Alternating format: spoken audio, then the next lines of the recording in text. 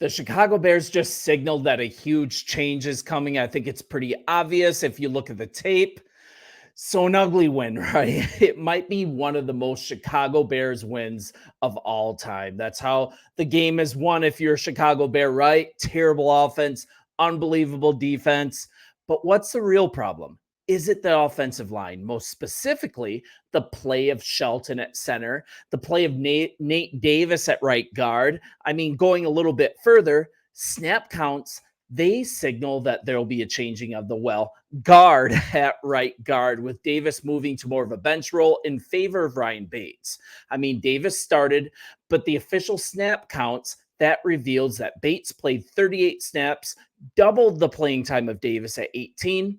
It's rotation that kind of feels like a partial benching at the outset. And to hear straight from Coach Flus when asked about if this is a rotation, we're going to look at it this week and we'll see where it is. Both guys have played guard a long time and both are proficient at the job. We'll see where it goes this week. So the team's offensive line's overall performance, kind of one to forget. Neither tackle played at a high level. The interior was a much bigger issue, though. Tevin Jenkins, he didn't have his best game. I think he's going to figure it out, but Nate Davis and Ryan Bates, they rotated at right guard. Neither guy played like incredibly well, but Bates looked better. I mean, he passes the eye test. And then there was the Coleman Shelton debacle, and the Titans just appeared to be in the backfield for the whole game. On a few plays, they went straight through the interior of the line, almost unblocked. At what point, if you're watching new center Coleman Shelton, he got knocked straight back on his back by linebacker Ernest Jones. Blitz pickups were missed with impunity. And I mean, that's the eye test. We can see that. But then PFF tells a different story, giving the line. I mean, they gave the offensive line just fantastic marks for blocking. This is kind of crazy. I'm going to go to this Bears Wire article that kind of goes through PFF grades. So let's kind of look at this. We saw that play. Both Davis and Shelton, they got crossed up. Just let Sebastian Joseph Day just go straight through unblocked. And that's on the 19-yard sack of Caleb Williams. And I mean, now granted, Caleb didn't play so well, and he acknowledged that fact. I'm not going to gloss that over. I'm not going to be an apologist. But regardless of what PFF says, I'm just preparing you. The eye test told a way different story. So PFF's blocking grades tell the story of a good day blocking, and that's from a 30,000-foot view. Davis graded out as a 73.7. That's a good number. Shelton's overall grade was a so-so 64.5, but bottom line on him, I mean, for center Coleman Shelton, he was dominated for most of the game. He still earned a respectable 64.5 grade, but that had more to do with his run blocking than his pass protection. So here's the numbers that matter. This is a guy that allowed 1 sack at center, 1 hurry, 2 pressures, and that's on a 55.1 pass blocking mark. He's got to do better.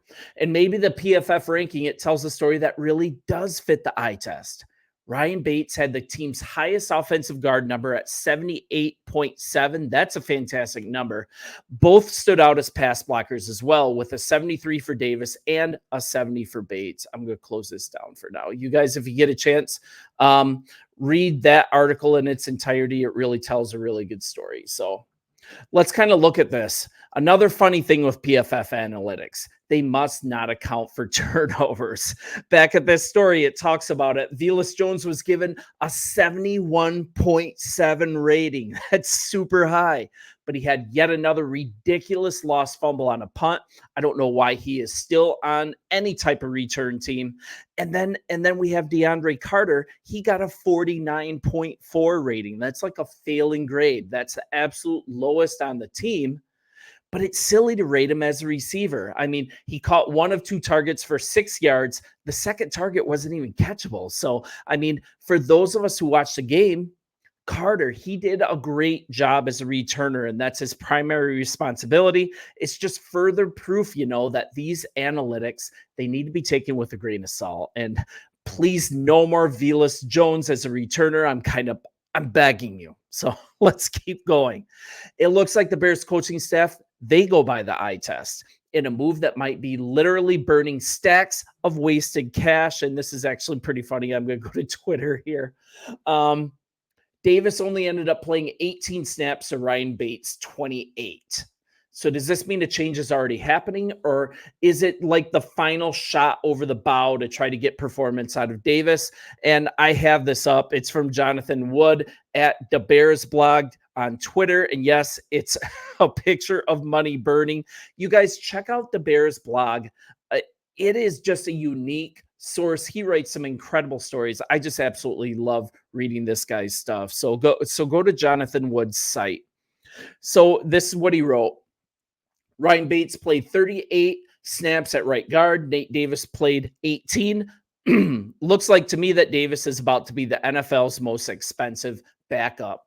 Bates is working back from a shoulder injury, but seems poised to be the full-time starter at right guard very, very soon. And head coach Matt Eberflus, he didn't directly blame the line. I mean, Caleb Williams didn't shine once again. He should have thrown the ball away on that 19-yard sack. But when asked about the most embarrassing sack of the game, well, here's what he said. You've just got to really stop that penetration. They can't get on the quarterback that fast. When you do that, prevent penetration, that play is going to be okay. He tried to evade the sack. He tried to move around. They just got to him too fast. And I think this might just be the end of the line for Davis. I mean, Ryan Bates, he appears to just be the better player, and he's not even at 100%. And here's the thing. Ryan Bates is willing to play at 100%, at less than 100%, and that's huge. And Bates, he just kind of digs in and works hard. He doesn't make the big mistakes, and he seems to fit in this team's philosophy across the board. It'll just need to be further addressed in the next draft, I think, at minimum, if we go by this week. But let's also not overreact to week one. I feel like we can't even enjoy this one. I haven't even had a chance to celebrate it because so many things have been out of whack. We certainly haven't seen encouragement from notably the right guard position, but we need to, as fans, just take a deep breath. Actually acknowledge that what has been done here, we have a line with choices. We have a line with depth. And the simple fact that we have someone like Ryan Bates that can just slide in and take over for an underperforming Davis and do it well, that's one good thing. And that's one thing on this line in the last couple of years that the Chicago Bears just have not had. And guys, that's the best I can do to be positive here. You guys know I try to put a nice spin on things because, it's cool to be positive. I want to be a little different, but we're looking forward to whether Karan Amagaje, if he can provide some help really soon. Kramer and Matt Pryor, they had pretty nice preseasons, but already it's looking pretty thin. And this might be the area of the team that holds it back from being elite. I mean, one thing that I like about Matt Pryor is that he does have really good experience of San Francisco. I think he's actually a good piece, but let's just take a deep breath. I still think the starting five can still end up to be pretty darn good.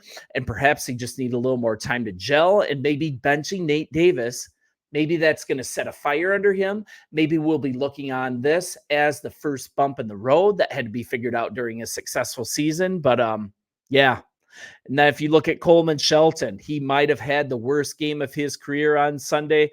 We've got a guy like a second round rookie in Tavondre Sweat. He absolutely dominated him all game long. Most of that was against Shelton and Jeffrey Simmons. He also played well. He's a marquee pass rusher. Maybe it was just a bad game. But this type of performance on the interior, that doesn't provide confidence moving forward. And the biggest issue, the Bears really don't have that many options to shuffle things around. I mean, if this performance continues, we could look at moving Bates back to center. Maybe someone like Matt Pryor or Bale Murray can move in at right guard. I mean, we have some things that we can tweak, but I would love to keep this line as is. And if Davis isn't willing to perform, if he's not willing to play to the whistle on every single snap, if he's willing to sit on the bench every time he has a little nick, I mean, I know it's hard to be a football player. I want to give some grace for that. But yeah, Ryan Bates does not have those issues. He's a hard worker. He just gets after it. I would really prefer him to start at right guard, maybe still do a rotation, see if Davis still comes around. But even if you have Ryan Bates at right guard, if you look at these starting guys, the starting 5 here on the offensive line, I still think we're in pretty good shape. And let's just see. We got the Texans. That could be a little dicey. The Texans are legit. I think it's not only a true measure of where this offense really is, if we're actually going to be terrible for a while. But the big thing that I want to look forward to is to see if this defense is actually legit. This is top flight competition up against a really elite offense, in my opinion. I think it's everyone's opinion. I want to see how this defense plays. And who knows if the defense can continue to generate turnovers, they're not afraid of anyone. If this defense can continue to show out, we get a couple plays here and there from our offense, we might be right in this game. And kind of one more thing about this game, if there were a couple plays that were made by Keenan Allen, there were a couple really obvious touchdown plays that Keenan Allen could have converted.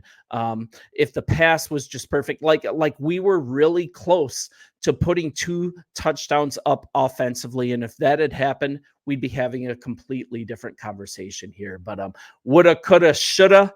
I don't want to get back into the Justin Fields way of thinking about our team, that we're just going to make excuses for everything and call everything wonderful. I mean, this offense has to be better. This offensive line has to be better.